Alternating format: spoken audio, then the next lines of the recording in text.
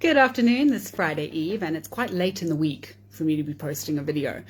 But it's come up so much in the past week of coaching, the idea of people pleasing and our ability and our desire to say no when we're overworked, both mentally, physically, emotionally, I suppose, or either or, not both.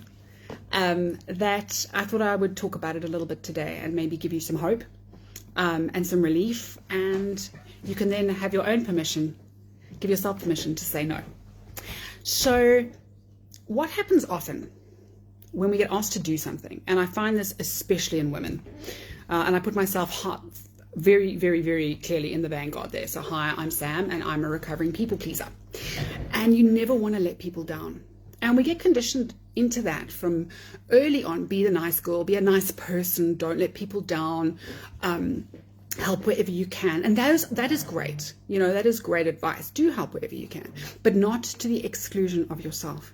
Not so you end up being depleted. And so when we say yes to stuff that we actually don't have time or space, either emotionally or mentally, to complete, we're actually lying. And not just to ourselves, to others. So here's the thing. If you tell somebody, I can definitely do that for you. Sure, I'll make a plan. And you know that even if you work 24 hours a day for 5 days and never took a tea or a wee or a nap break, you still wouldn't finish it. Who are you telling the truth to? And are you trying to get out of the end event by just putting it further away? Because the confrontation is coming now. Because at some point you're going to have to say to someone, I couldn't finish it. I couldn't do it. And then what happens is they don't go, oh, well, Sam's such a great gal, she tried. They say, well, I mean, I wouldn't ask Sam. She'll say yes, but it'll take her forever to get it done. Whereas I could just have said no. And it's more honest and open, and it's also far less stressful. So, for example, if I know for a fact I can't get something done before Monday, I'm not going to tell anyone ever again, sure, I'll get that done by Monday, because I know that I cannot get it done by Monday.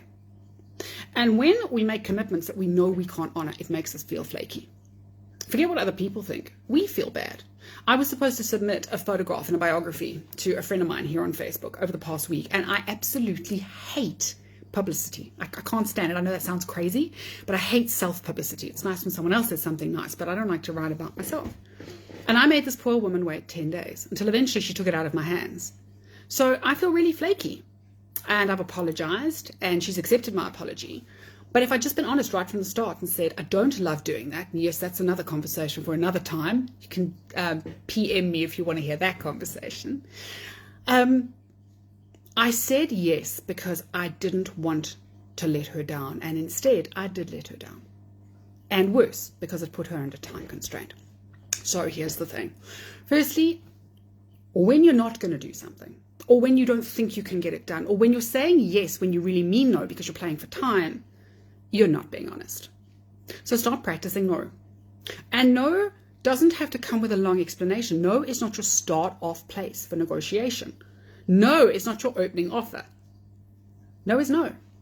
Would you like to come for dinner this weekend? No, not this weekend. Thank you.